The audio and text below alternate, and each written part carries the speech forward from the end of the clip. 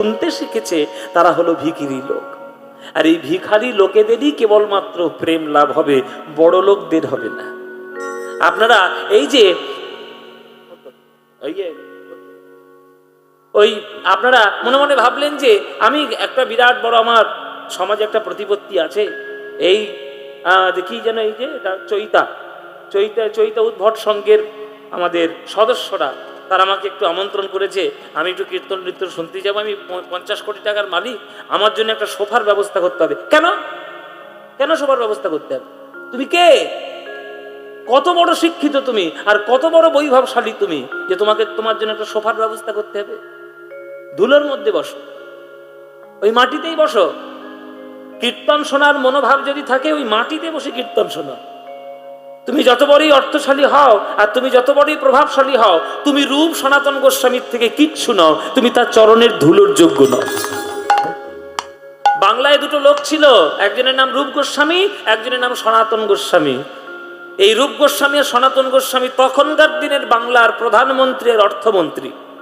তাদের টাকারও কোনো অভাব ছিল না, তাদের শিক্ষারও কোনো অভাব ছিল না। এত বড় পণ্ডিত যে একটা মুসলমান নবাব তাদেরকে মন্ত্রিত্ব করে ডাকতে বাধ্য হয়েছে, এত তাদের পড়াশোনা।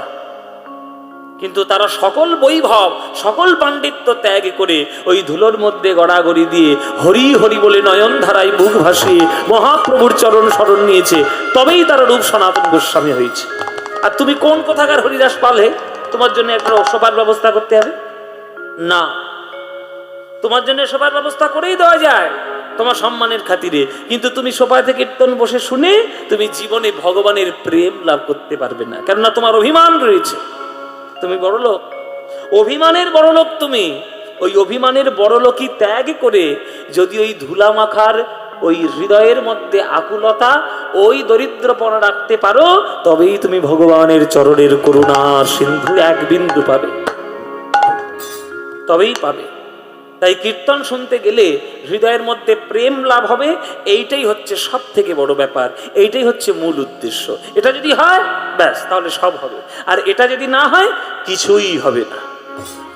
তাই বড় অবতার ভাই, বড় অবতার, পতিতেরে বিলাবল প্রেমের ভান্ডার। একবারও পদকর্তা বলেননি যে পতিত নয়, বড় লোকদের বিলাবল প্রেমের ভান্ডার বলেছেন। পদকর্তার মধ্যে বলা নেই, পদাবলীর মধ্যে।